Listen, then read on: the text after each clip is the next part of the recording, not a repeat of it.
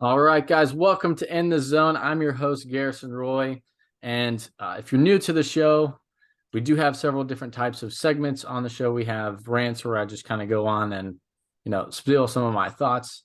We also have mental minutes where we're diving into the mental side of the game, kind of giving you those quick little tricks or habits to instill into your game. And then also, like this episode, full length interviews. We go in and talk a little bit more, either how to stay in the zone physically, mentally, or just, in general regards to training. But if you have any future topics or guests that you want to hear on the podcast, you can email that in the zone podcast 123 at gmail.com and share the show. So if you find something that, you liked, maybe gave you a different perspective, or, made you think a little bit, maybe it was something that someone else that needs to hear it, just share it, because that's the only way the show grows, because I don't monetize it in any way. So I'll ask that you guys pay it forward. But yeah, without further ado, for this episode, we have Kyle Wagner on. Kyle, what's going on? Oh, not much. I'm thrilled to be here. I'm looking forward to it.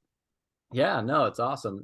Like I mentioned a little bit pre this recording, has been following you for a really long time, and also got turned on to your green light hitting book for a while now. And then I lost a copy of it and hit you back up in the Twitter DMs. Got another one, so I was like, awesome, this is good. But yeah, so what has, I guess, your coaching um journey look like leading up into this point, and like what's motivated you to be a coach? Well, I stopped playing baseball. I guess it was 1995. I played 1 year with the Angels. I don't think I was ever destined to play long professionally. I was a light hitting catcher, and they told me we're never going to cut you, but we don't think you're ever going to hit enough to be a big leaguer. And that was some honest advice from a great coach, Tom Kochman. And I guess at that point, I knew I was going to get into coaching. I coached at my alma mater. I coached at Wake Forest. I coached at Elizabethtown College, which is a D3 school here in central Pennsylvania. And then an opportunity popped up where I could get back, be the head coach at my alma mater, Redland High School. Did that for 8 years, and then started Go Wags with my twin brother. That was a labor of love. It did what it intended to do, but it was really, really hard. And that's where from 2009 to 2016 we did that. That was our training facility here. And then it just got to the point where both my brother and I were serving too many masters. We wanted to follow our kids a little bit, and then we sold the facility. But it's been a journey, this baseball thing. And so right now I'm dad as much as I am coach. I find myself consulting a lot of folks with some questions, and I try to add value where I can. No, I love it. Well, and that's a very important piece too, that a lot of coaches may either realize it or they realize it too late, where it's like, hey, like maybe we need to step back from this whole coaching thing and spend more time with family, because at the end of the day, that's one of the bigger things that you want to instill in your life, and make an impact on not only your kids, but be a good example for them to do the same thing. Yeah. Yeah. I love it. So with you kind of in that, I guess, consulting realm, and obviously a lot of videos that you post that on Twitter have a lot of substance, like we were talking about before. And, obviously you can tell that you've coached, right? There's Yeah. some other guys out there that are just like, oh, hey, like putting up theories, or, just talking about data spreadsheets or whatnot. But you can really, I say the term like real recognizes real, where a real coach can realize that this guy actually knows what he's talking about. So I appreciate that. yeah, no, yeah. Well, there was a few things that I had some questions on with the green light hitting book that you got, Yep. as far as, well, I guess just more tangents that we could kind of go down, because I'm kind of more, as I kind of grew up into through my coaching phase, I was more on the pitching side. So I'm kind of shifting my phase into diving down a little bit more on the hitting side, but it obviously is fairly similar, but it's a lot more reactive versus it being, Right. more Yeah, closed. for sure.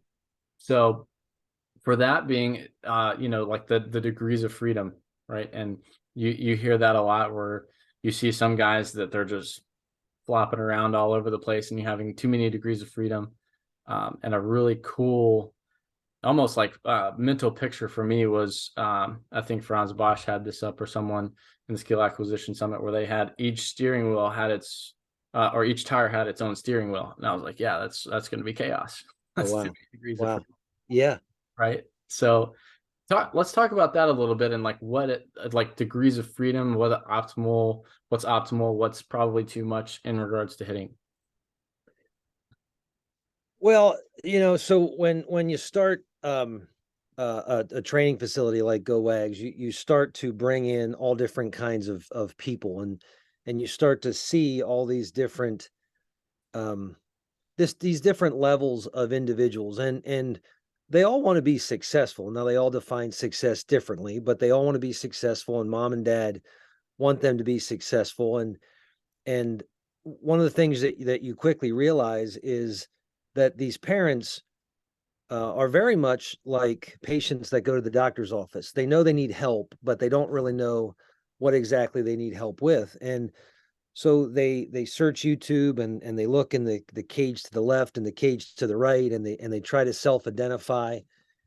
And what the green light hitting realized was that, functionally we're all at different levels, and as we grow, our skills develop. But lots of people now understand this phrase, this proximal to distal. Well, one of the things that we have to do with our young players is we have to unlock these degrees of freedom. We have to unlock them.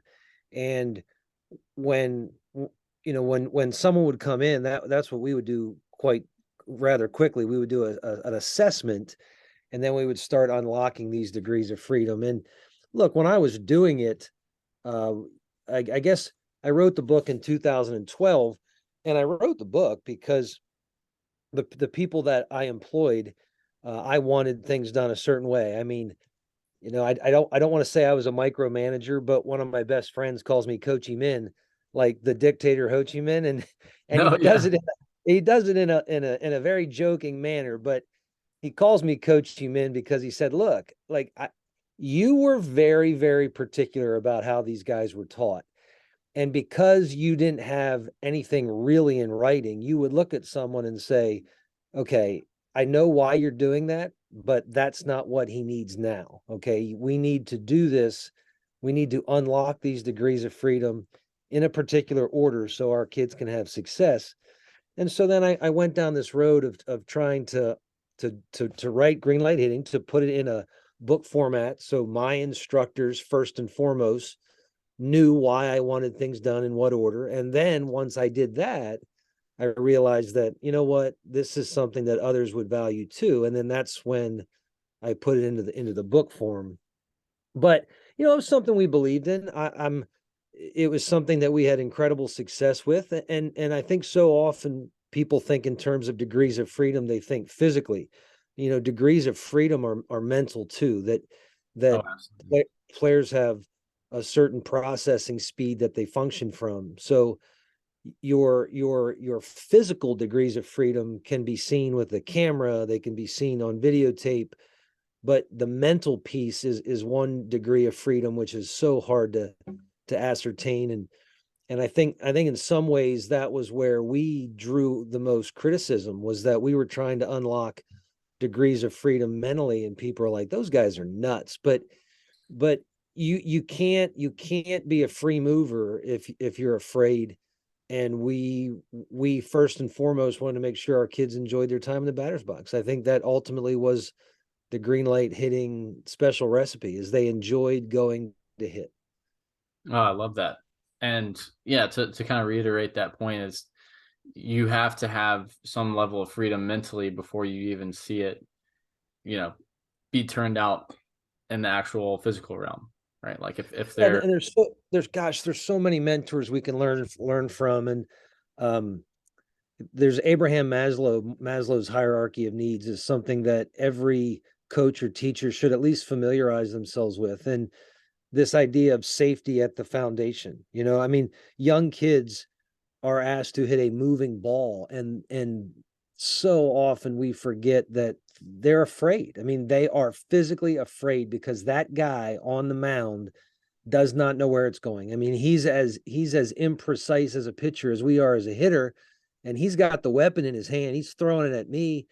So this idea of liberating hitters first and foremost, it really does pay huge dividends. And but you have to be willing to see your kids fail. Like that's the one thing. Like when I say it's liberating, I mean kids protect themselves with their bat, right? Like at most people think, oh, well, this bat is designed to drive baseballs and whatever your definition of success is, it usually means stay inside the lines. That's where hits live. But young kids, I mean, that thing protects them. And if you do it right at its core, they grab that bat, they go to the box, they're aggressive, they're fearless, and they can protect themselves. And in order to protect themselves, you can't punish the swing, because the swing at the youngest of levels is a protective device. Oh yeah. No, that's absolutely true. I mean, I know for a fact I had flashbacks when we said protective of like a ball coming right at me, and I was just like, nope, just turning on it, That's getting what it I'm out of talking the way. about. Yeah. Yeah. They'll show up again if they can protect themselves. The minute they take one from one of those hard throwers, it becomes this I'm not so sure I love this game anymore. Yeah. Oh yeah. Especially as they keep throwing harder and harder as they move. Yep. Yeah. Yep. Really. Well, there was another point too that I kind of want to retract and pull back in here, of you saying like whenever you were coaching other coaches, right? Yeah. And saying like, hey, this isn't what this guy needs now. Because I'll even speak for myself early on in my coaching career. Thankfully, I had a lot of great coaching mentors early on, but sometimes I would go to some things that I was either currently working on or what worked for me later in my career, and not something where that kid's starting point was. Yeah. You know? So I guess a big thing too would be, and you kind of talk about this in the book too, of like the different levels of hitters, but like identifying where their starting point is, right? Like same thing with really any level of development is like, hey, you gotta kind of find out where you are on the roadmap. Yep. Yeah. Well, I think coaches have this recency bias thing where, they hear something and they're like, "Oh, I like that." And then they want to try that. And then, they do that with the 13-year-old, and they do that with the 15-year-old, and they run like a little 2-week window of this is what I like. And then they hear something else, and they see success with a player, and then this is what they do. And it really takes what I call an outside view to evaluate every player for where they're at. And so often we fall into this trap of we think development is about giving kids tools to be successful year from now, 5 years from now, 10 years from now. Like that's what development is. And in many respects that is the case, but you have to give kids tools to be successful in the here and now too. I mean, kids go home, if they're not successful in the here and now, they're going to cry. They're young. They're going to start to question their worth. They're going to I mean, they're going to say baseball's not for me, and lacrosse is growing, and they've got all these different options now. So you have to recognize and you have to balance this. All right, let's make sure they're successful in the here and now. Let's make sure they enjoy the game. Let's recognize the future is coming. And these are all conversations that take place with the athlete, with mom and dad. And I think I shared a recent post about the one simple example is the flight of the ball, the arc that the pitcher throws it in. I mean, young kids can be successful hitting a ball with a big arc, and they can have a bad swing doing it, right? Sure. But when a kid shows up and mom and dad say, hey, he wants some lessons, and we don't think his swing is good, and you're like, well, how's he doing in the games? Oh, he's great, he's blasting balls. Like, well, so what's the concern? Well, someone looked at his swing and said that it's going to need to change, and you're like, okay, well, that very well could be true. um Let me ask you. And then you talk to the kid. I said, do you want to change your swing? No. Why would I want right. Why would you want to change your swing? You're 8 for your last 12 with 3 Oh, yeah. rockets off the fence. And Especially if you're doing that, there's no reason. yeah, so it's this balance of, look, let's not just sabotage the present by just constantly growing for the future, just because we think that that this swing won't play. I mean, athletes are adaptable. I mean, the minute you start to fail, the minute you start to, if you're really motivated, you start to go down, you start to look for help. You start to find coaches. It's that phrase, when the student is ready, the teacher will appear, right? I mean, sometimes teachers impose their way because, you're collecting money for a lesson, or you think you know best, but it really is driven by the student or the athlete first and foremost. Oh yeah, and that's the most, I guess, organic learning with that is whenever it's driven by them. And sometimes, I find myself as a coach to be like, all right, I want to say this, but I know it's probably not the right time to say this right now at all. Right. Yeah. Yeah. And when you're a dad, you really learn it. Like they just don't, like, it's like, nope, nope, nope. And then they'll tell you something like, hey, so and so said this. And you're like, I've said that 5 times, but whatever. Right. Like, so you learn quick as a dad. Yeah, well, yeah, I'm sure. I haven't quite had the privilege of getting to that point yet in my life, but I'm sure I'll learn eventually on that. Well, that's a thrill of a lifetime. But it's hard. It's hard. And then especially if you coach them, that's the hardest thing you'll do. Oh, I'm sure because they're gonna have a lot of more like, oh, dad's just saying this, and they hear it all the time, and then they don't know if Well, uh, something that. there's so many philosophies on that, and I'll share mine. You know, I remember getting in the truck after practice one time, and my son said, "Dad, you were really hard on this certain player." And I said, "Was I harder on him than I ever am on you?" Well, no. I said, "Luke, those parents want me to coach their kid as hard as I coach you. Like, I think you're a really good athlete. I think your future is bright, and I'm going to give you everything I got. Like, I'm going to throw the kitchen sink at you. I'm going to love you hard. I'm going to coach you hard." And those parents, that's why they signed up to play for us. I mean, they want me to coach them hard and love them hard. And he's like, you're right, but still, you were hard on him, But I think when you get into that dad coach world, it's I've never ever seen a dad coach that didn't really want to coach his kid hard. But the temptation is that you don't necessarily want to coach the other kids as hard as yours.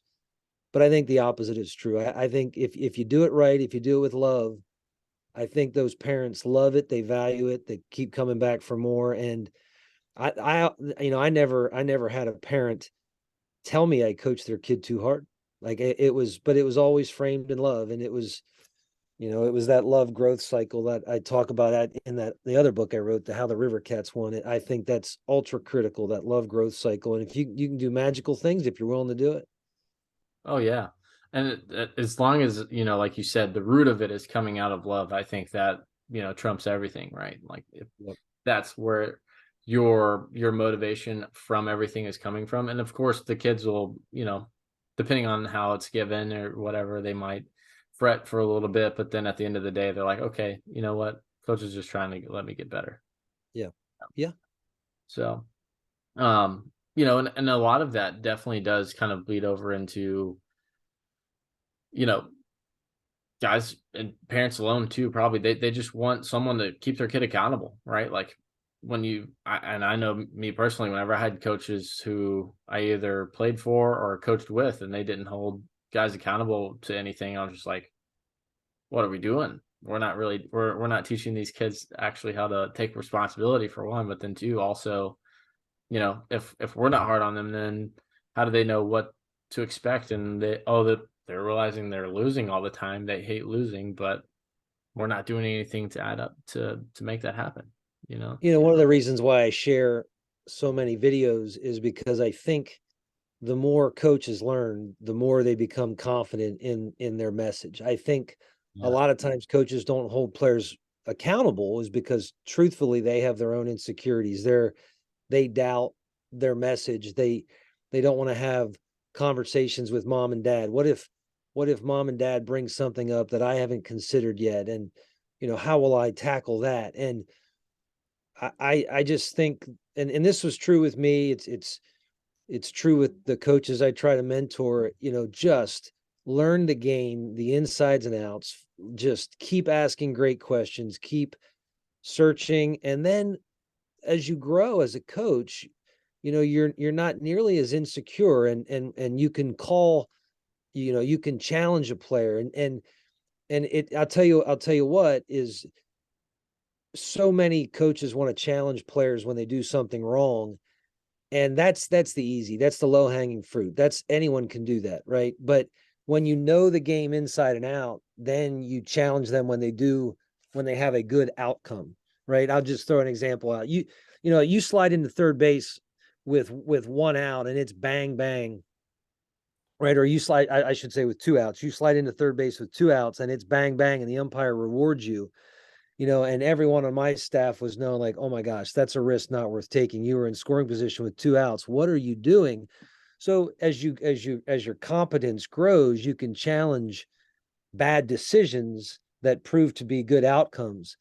And then the parents appreciate that. They're like, oh, he's coaching my kid. He's coaching my kid in a process driven model. He's not just jumping at, did it work out? Did it not work out? He's literally coaching the process, but that comes through knowing the game, right? Mhm. So I think it all begins with learning the game, knowing the game. The more you grow as a coach, the more you become competent as a coach, the more what you're sharing isn't going to be challenged. Because I think a lot of times we're afraid to be challenged. I know, I was always pretty confident as a young coach, but man, I worked hard at it. I worked at it. Like I think I knew my future as a professional player was probably going to be short lived. So like I really worked at it, and I think I saw it as my future. So I sort of prepared. And I think coaches that don't prepare are very hesitant coaches. They're cautious, and then that hesitation manifests as what appears to be they're not holding their people accountable or responsible. Oh yeah. Wow. Yeah. Couldn't said that better. Like that definitely is pretty spot on. I could even see that in certain instances, not every time, but like, we all have those parts of either in games or even one on one with an athlete, and we're just like, oh, hey, you either hesitate to say it, and same thing where it's like, hey, is this the right time to say it? Or is this something that maybe I just kind of let go? And I even tweeted about this earlier, or actually yesterday, where I was like, hey, like part of developing a culture is, partially of what you create, but also what you allow to, Yeah. Yeah. so Yeah. You got to know your givens, you got to know the things that you're willing to die for. that's it. I mean, especially starting out day one, like no coach is ever gonna have all of that stuff figured out. Like they're gonna learn as they go, just as players do too. Right. You You know, know, but the other thing about being competent, I think, you have to approach it with extreme humility, because once you start to learn things, once you start to learn the game, it's almost like this paradox that the more you learn, the more you're like, holy smokes, like I'm learning all this stuff that I haven't even considered, which means at this point, imagine how much else I haven't considered. And then the minute that you start to go, wow, like I'm not nearly the same person I was a day ago, 2 days ago, 5 days ago. I mean, everything could be a possibility. So you approach it with competence, but you approach it with this humility that says, guys, this is where I stand right now. If you've got a better way, I'm all ears, but I challenge you to find a better way, because man, I've earned my way, right? Like I've earned it. But if you've got one, I'm all ears. I'm all ears. And many times they're like, nope, don't got anything better, so they love that. They love to know that, um coach, he's earned it, he's studied it, he believes in it, but he's willing. If I've got a better way, we'll go down that road. oh sure. Well, and I almost kind of like welcome that too, even from like fellow coaches. It's like, hey, I want you to challenge me because that also helps me refine this even more. Like, don't just go with the flow and say, oh yeah, like sounds Right. good. Have a bunch of yes men, right? And I'm sure you probably felt the same way. Yeah. You What's amazing? What's amazing. So I had a guy reach out on Twitter, DM me, and he said, "Hey, can you do a video on base stealing? Like, I love your videos. Do a base stealing video." And I was like, "Huh, okay." But then I was like, Man, it's been a while. It's been a while. Like I bet you like what the Yankees are doing right now. And I coached Anthony Volpe and I'm watching Volpe and I'm like, all right, something's going on. He's doing something different. And then through my network, I just remembered a couple people that talked about how they taught base stealing. So I reached out today. And anyway, this long network took me to a former player that is now 20, I'm going to say 27, 28, right? I'm 50. I just turned 50. He's 27, 28, a former player. And I called him up and I go, you got to teach me what it is you know about base stealing. And I was all ears. Like I was the student and he was just letting it go. And he taught me. I mean, and that's the beauty of this game is that I was his former coach. He's getting into coaching, young guy, and he was teaching me on this new technique they're teaching with the base stealing. So I was all ears, and I think I'm a quick study. I think I can probably create a video and give people enough information with what's going on. But like that's the beauty of it is that be humble enough to go, I don't know, but someone else does know, and I've developed enough connections to reach out and find out. Oh yeah. Well, that's where, you have that kind of humility of it's like, okay, hey, I may not be the best expert on this. Or maybe I can refer you to someone that either knows that or hey, yeah, let me learn this with you and kind of go down this rabbit hole too, which Yeah. I tend to like to do more so because I just like going down rabbit holes and kind Yeah. of also I, figure I've that gone, out. Especially I've gone, being like a younger coach still too. Like I still like to throw, I still like to train, and be like, oh hey, like you want to do this? All right, cool. Let me try that, and then actually find out like, hey, this was pretty taxing. You probably don't want to do this before a game, or hey, this was a pretty good idea. This actually helped me feel pretty good. Let's try it out with you, see if it works. And little things like that, yeah, especially for right. advanced, of course. Yeah. But just still having that kind of relatability definitely does help. Uh, coach up guys. Yeah. When's the last time you've swung a bat and not just like swinging fungo, but like do you still hit occasionally, or is that something you kind of let go No, to? I played in my over 40 league this year. I've played in it 3 years now. Yeah. Um, Now my daughter, I'm gonna have to retire. My daughter is a field hockey player. She's going to college. So, but yeah, so I played. My brother enticed me the last 3 years we played. Um, he could still pitch, so he would pitch and I would catch, and I just loved it.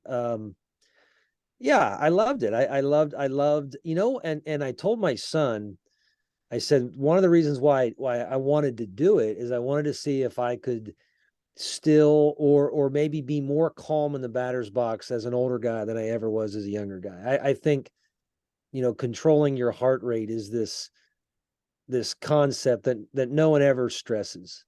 Like this idea of placing execution above emotion, and we just get so wrapped up in these outcomes and doing the right thing, and we don't focus enough on how to control our pulse and our thoughts and be in the moment.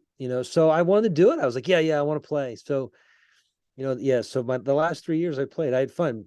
They played 9 inning games, which is ridiculous, but I had fun. Or 40 left plus league, yeah. Yeah, it was crazy. Need But 7 games, something. you got 15-year-olds playing 7 inning games and 48-year-olds playing 9 inning games. It was ridiculous.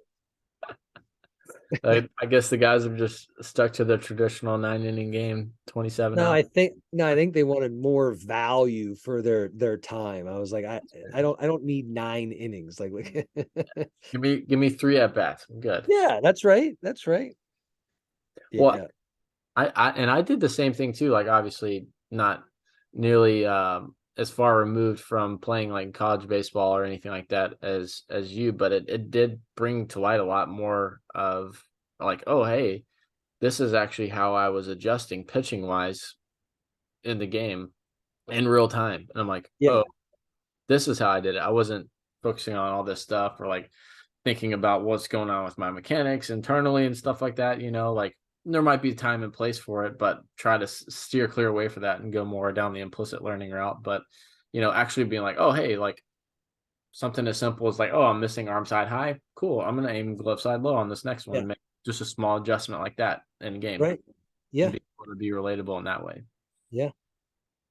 And what's funny was my son and nephew would come to watch, and so the roles were reversed, and they Yeah. were the coach. And so they would come up to us between at bats and they say, "Do you want to hear it?" And you're like, "No, as a matter of fact, I don't want to hear it." Okay, all right.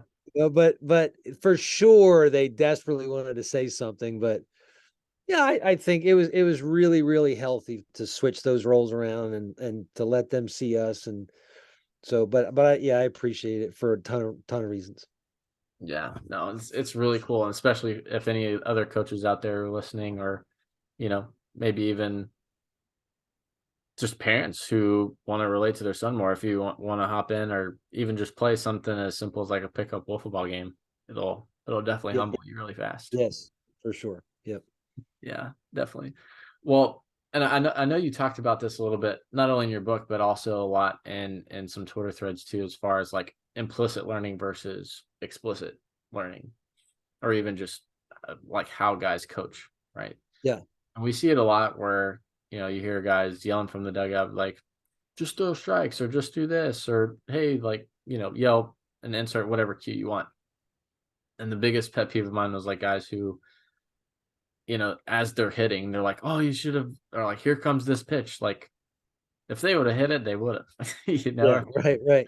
strikes, they would have. Right. So it's one of those things where you just gotta kind of take a step back sometimes and let the kids play.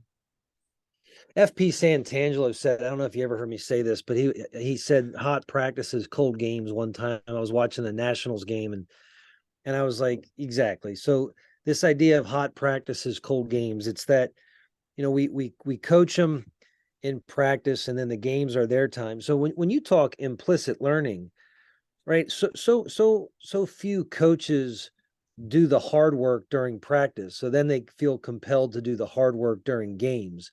Well, Yeah, that's not the time. This is their time. This is why they signed up. The grandparents are in the stands. They want to watch their kids play. They don't the players, they're not even hearing you, and truthfully they shouldn't be hearing you. It's about focus on the task at hand. But it goes to the fact that someone asked me if I missed coaching, and I said I miss practices. That's what I miss.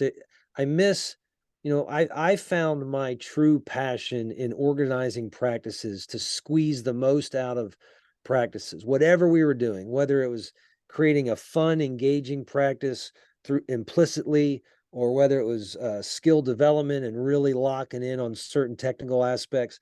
That's what I love. That's what I miss. I miss the indoors. I miss the outdoors. The game stuff was just truly, it was just sitting on a bucket, calling a couple pitches, pick off here and there, make sure they're in no doubles at the appropriate situation, and play baseball. Like I just, and I enjoyed the dinners afterwards, right? I like those on the weekends, but the practice is what I really missed. And when you talk about implicit practices, it is the true craft of the coach to design a practice where those kids have a blast doing it and retain as much as possible. And that's the true craft of the coach. And the other thing that research bears out time and time again is that that nature, that manner of doing it holds up under pressure, right? Because we're trying to translate our practice setting to a game setting as best as we can, and we don't really know if we're successful until we see them between the lines with a scoreboard on, right? That's when we know if we've been successful. And time again, you realize that if you can design a practice plan where those kids can learn implicitly, not through the necessarily the spoken word or technique where they have to engage their brain and really think hard. Like if they can just absorb it and see it and do it, and I've shared enough, like a no take, no foul balls is a perfect example of implicit training as a hitter. Is you know no takes, find the barrel, keep it between the lines, no foul balls. It promotes great bat path. It promotes aggression. It's great for fastball training. It's great for curveball training. It's super implicit. It holds up under pressure. It trains athletes to learn to swing at things they can find the barrel on instead of this arbitrary strike zone. And when you understand it and you start to realize that that between the lines is supposed to be a fun place to be, then you can start to craft experiences where not only is it fun and enjoyable, but man, are they learning. And I think that was our true, I look back on our Go Wags times, and we certainly had success, and people ask why. I was like, man, we just had fun. We had fun and they learned so much. And we didn't, I mean, we just didn't do much on game day. I mean, we got after it because all the hard work was during the week, and it was a special time. It was hard, but it was special. Oh yeah, I remember. Gosh, this was probably years ago where a lot of coaches were like, "Hey, you see some of these pro guys, or you said like Nolan Ryan or put any name out there, and they're like, their easiest day was their game day. Everything Yes. was a lot more hard work, and if you design your practices that way, you're going to be really successful in the games because it's just going to be something that you just either react, learn how to just do it, and you're not Right. too intrinsically focused or too cerebral and what you need to do next because you just trust that Yeah. your practice is backing up everything, that you're fully prepared and ready to rock and roll as soon as you step in between those white lines. And I'll share this. Coaching your son is going to be harder. You obviously don't have a son yet, but if you're Yeah, right. blessed, you will experience it. And I remember getting in the truck one time on the way to practice, and Luke said, "Dad, what are we doing at practice?" And I started to explain. He goes, "No, never mind, never mind, never mind. We always have fun. That's fun." And that was one of the best compliments I ever got. That he was 14 years old at the time. Now give some thought to that. A 14-year-old boy said, "Never mind, we always have fun," and that was the end of it. And that I truly, when people ask me what's the greatest quality a coach can have, I always say a beginner's mindset. It's make sure that you look through practice through the lens of your athlete, and what it is, this balance between deliberate practice and deliberate play. And if you can craft an experience for those guys where they love going to practice, not only will they get better, but they'll think about it during the day. They'll arrive on time. They'll tell their friends. The program will recruit itself. All of a sudden, good players want to come play with you, and you get this cycle, this whirlwind of energy that people want to just attach themselves to, and it starts with word of mouth. And word of mouth is, the kids love it, the parents love that, the kids love it. The car rides home are great, the dinners are great, the weekends are great, but it begins, and it's crazy, but it begins with designing practices that are fun. That's where it begins. And so often we get sucked up with, I actually saw your tweet today about, you have to fail. Well, yeah, you have to fail. Of course we know that, but we get so wrapped up in keeping up with the Joneses, and when we have to win because they're winning, right? We have to win because they're winning, and then because they're winning and we're not winning, our next practice is going to be focused on, we have to develop skills, we have to do this, we have to, right, we have to get really focused, and we have to have this grind and discipline. And like, good grief, yes, okay, fair enough, right? Like, we got to do all these things, but what if you could get your kids excited to be there and practice those things, right? Then, and then it like magnifies, you grow exponentially. So I really think the whole root of it, the whole foundation, is designing fun practices, the root of it. I love And it. that's just not like this pie in the sky. No, no, I'm not talking dodgeball. I'm not talking water balloons and dodgeball. I'm not talking that. I'm talking about really productive fun. Yeah, And I've shared some videos. Maybe I'll share some more with how to do that. But if you can get your young kids loving this sport, man, they'll get better, and they'll get better fast. they will. Oh, and that's the biggest thing too is, you know, sometimes even as guys get older, they remove some of that fun out of it and it becomes more of, like a job or a lot of people are saying like, oh, baseball is just turning into business now because they're having some of the same mundane practices. They're just going through their swings, just hitting BP, do their bullpens, and they're not being challenged really. And then they wonder why, oh, why am I having all these issues and all this stuff? Because it's not fun to them anymore. And Yeah. missing that piece is definitely part of the reason why, because their practice design is just not there. Yeah. And look, I will admit, I will admit that the game gets harder at the end. So, Absolutely. those 20-year-old, 23-year-old athletes fighting for their job, they need success. And, for them, fun is different, right? Like I don't need to always do what it is I did as a 10-year-old. If I can find something that will produce success between the lines, I'll gobble that up. That's all I need. That's fun in itself. And that's how it works. I mean, when I say fun, I mean look at who you're coaching, look at your audience, and design fun around your audience, that beginner's mindset. And we grow with our athletes. So super creative. If you threw me on an 8-year-old field, I'd be like, all right, I can design a practice plan.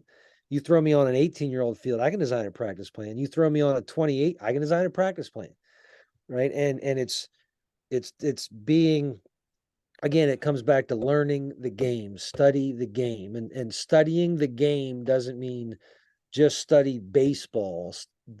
Our people play baseball. So you have to study the game and you have to study your people, and people change as they grow. So it's this constant balance between know your audience, know what they need, know what they need to be successful now, know what they need to be successful in the future, and craft your practices accordingly. No, yeah, absolutely. But what I guess we talk a lot about, just practice plan in general. What would be, because and then it's different, like you said, Yep. for every audience, but we'll just throw out a hypothetical for some of the listeners here is like, let's say 13, 14 U team. So like they're old enough, they're on the big field now, so they're Yep. starting to kind of learn that new scale.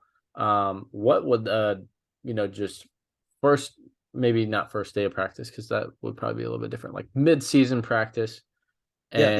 and they're just trying to put some things together as a team. What are some things that, maybe like base running isn't the best, you mentioned that, or Yep. like situational hitting, what are some things that you could probably insert there? So I had a volleyball coach come to me the other day, and he asked me about practice plans. And Okay. someone said, you need to go talk to Wags about practice plans. So the way you design a practice plan, and I'm going to give you a specific practice here that we would lock in on, and our guys loved it. But the way you should run a practice is go, and I tell people this, and I'll explain it: macro, micro, macro, micro, macro. It's a 5-stage level. So you start with macro, big team setting. Make sure all your kids, and you said 13 or 14, so this is what's on my mind. Make sure all your kids know what they're in store for, and it's going to be a group setting. We're not going individual work. Everyone gets to show up day after, school ends. Mom and dad are dropping you off. Everyone's excited to see each other. So everyone's on the field together. And we would do double fungo fly balls, like just moon balls, pop-ups. And it's hard. They're fun. They like catching pop-ups. And if you're competent with a fungo, you can hit some pretty high ones, and they get better at it. It's an underdeveloped skill. The spin of the ball makes it really challenging. The catcher pop-up is a neglected thing for a lot of people. Oh So yeah. as you're launching that pop-up, you do it for about 15, 20 minutes. Two fungos is better, but one guy can do it if he's really good. And so that's a micro component of everyone together catching pop-ups, communication stuff. It's a lot of fun. And then maybe you go to micro, and then depending on your coaches, you go to some fly ball work with the outfielders. So I was usually the outfield guy. I could hit a fly ball outfield. So we would now go micro, where it was individual skill time. And maybe we're working fungos on the infield. Uh, Another coach is throwing dirt balls to the catcher and I'm hitting fly balls to the outfield. So that's micro skill development. And again, you can challenge them in various ways, make sure that they know it's not just, if you're working with the catcher, it's not just block balls, it's block or receive balls. Throw the breaking ball in there. The breaking ball's got spin, right-handed curveball. Our language, never let the ball bounce over your left shoulder. That was a really deliberate cue that we gave our catcher because it always hops over their left shoulder, always, always, always. Then your fungos and your fly balls, but that's a micro component, individual work, and then we'll get back together, and then a staple. Everyone knew we were doing it. We loved it. It was runner on third, one out. We would do that for a very extensive time. When people ask me what should they do at practice, they should do runner at third, one out. They should do it time and time again. It's a coach pitch, but the batter hits the ball. I put a video out there. It was one of the most retweeted and viewed videos. I've had college coaches reach out and say it's gold. We love it. We do it. And what you'll get is you'll get the live batted ball. You'll get unscripted plays. You'll get the base runner at third with one out. You'll get double play opportunities. You'll get tag balls. You'll get infield in balls. You'll get rundowns. Just this beautiful macro environment where you're getting unscripted stuff where they have to think of it. You're not telling them what to do. So that would be a macro. And then we would do a micro where maybe we go to our batting practice component now, or maybe we're working situational where we'll take some guys. Now, this is where we really zone in on something, whatever it might be. You could be, there's lots of people that talk about hitting pieces, but in a team practice, I wasn't super big on coaching technique. If you want to coach technique, get with me in a cage, get with another coach in a cage. But we would do some round of batting practice, and then maybe we close with no takes, no foul balls, where we're all together. And if you foul one off, you got to go run out in the outfield and pick up 5 balls and bring it back in. If something to that effect. But and then it changes if you're inside. It changes if you're outside. But there's something in psychology called the peak end rule, where that's how you remember your events.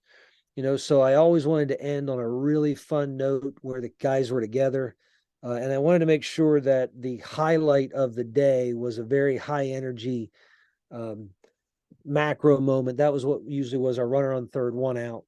That was our peak, runner on third, one out. And then our end was typically this no takes, no foul balls, when dads would come in and everyone was around and just having a lot of fun. And you can make a competition if you foul it off and play a points game, but it was this macro, micro, macro, micro, macro, and I would change it a little bit, but for the most part, people knew that the beginning and the end was going to be group time, team time, together time. The middle was going to be this big team time, together time, and we were going to, in that second and that fourth slot, we were going to get after it individually. Nice. No, yeah, I love it. That's a great way to kind of lay it out. And obviously, any coach can insert any other little intricacies there, but it's a great way to kind of lay it out. And obviously, some coaches probably even just kind of naturally gravitate towards having that, at least some parts of their practice, macro, micro, maybe not explicitly lined out like that, but it's the flow of that. Definitely, I can see how that can come together. And I love what you said there on the peak end rule. What was I guess some if you want to say research or just kind of like the thought process behind ending on a good note, right? Because like everybody's always like, especially in the cage, you're like, oh no, one more. They got to end on that last good one, right? Why did I do it? Yeah. Just out of curiosity, what was You talking about at the end there? Like, why would I do that at the end?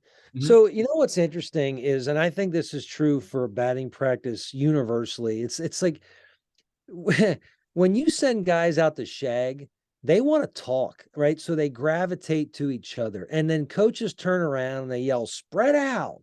And balls are falling and they're not getting balls in. And it drives coaches crazy. And it drives coaches crazy at all levels.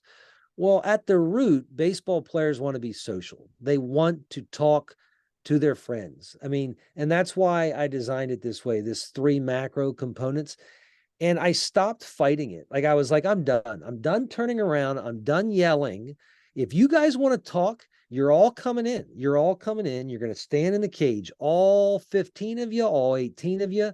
I've got 2 buckets of balls. Every time you foul a ball off, someone needs to run out and bring some balls into me. And they like it so they can talk to each other. They're hitting. We get a ton of swings, and then we all hustle, run out, bring them back in. So, that might have been one of the reasons why I did it. But um, yeah, I just you realize again, if when you design practices that are fun, the one element that they'll remember is like talking to their friends, right? I mean, it is something that we coaches neglect, but players want to be buddies. They want to have fun, and sometimes we just forget that. And so if you can create the very last thing, I can picture it now when we would do no takes, no foul balls. They would be there together, and it would be high intense, and dads would be standing there rooting each other on, but when the kids were waiting, they were talking to each other, and it was a lot of fun. Yeah, egging each other on, just Yeah, it's just yeah, it's all yeah. good. Yeah, yeah, I love it. That's awesome. No, and I mean that in itself is, part of the things that you reflect back on even whenever you're playing, just like, oh hey, like I really enjoyed this. You may not remember the games right. specifically, maybe like higher championship games or like high pressure situations you might remember, but the stuff you remember is hanging out with your buddies and Sure. having fun. Yeah. Or sometimes the latter of that, like suffering together too, depending on Oh, what it looks like. yeah. Yeah, Yep. it's awesome. Well, I guess, kind of going towards that peak end there was and I want to be respectful of your time too, Kyle, but and did you have anything else? Because that was awesome, and I think this is a great kind of stopping point. I know we could probably talk for Yeah. hours on end with a Yeah. lot of this. Well, I'll just close. I'll say this: like, if your audience is coaches getting into the game, um, just make sure that they realize that the coaching profession can be more than just coaching your guys. I mean, you can be truly an ambassador for the sport. You can grow it over and above your 12 or your 15 or your assistant coaches. And I put a story out about Mike Martin the other day, the former Florida State coach, and he complimented me one time unsolicited. I was a Wake Forest catcher. He came across the field at the end of a series, and he told me what he thought of me as a player, totally unsolicited. I remember it for a lifetime. So uh, just look, learning the game, studying the people that you coach. It's important. I mean, it helps define you. It makes you competent. It makes you all of these things that wins are born of. But over and above that, we can always be an ambassador for the sport. We can always lift people up in uniform that might not be our players. Man, a compliment, an unexpected compliment it'll literally last a lifetime. It'll last a lifetime. And so that would be my message. Like, learn the game, study the game, but everyone's doing that. Like, everyone should be doing that. You walk across the field and you tap a guy in the shoulder that's not necessarily expecting a compliment. Not everyone's doing that. You want to stand out, you want to set yourself apart, be an ambassador for the sport. I love it. Yeah, that's a great one to end on. Absolutely. And then obviously want to shout out, your socials and everything and how other guys can get a hold of you. So yeah, go ahead and drop your socials, handles, and I maybe. really just, yeah, I really just function off of Twitter. I used to have a huge Instagram presence, RCAT's coach, but now it's mostly just Go Wags Kyle under Twitter. Those are the two that I primarily work from, but mostly Twitter anymore. Nice. Awesome. Well, I appreciate you coming on. And for those of you listening, stay in the zone.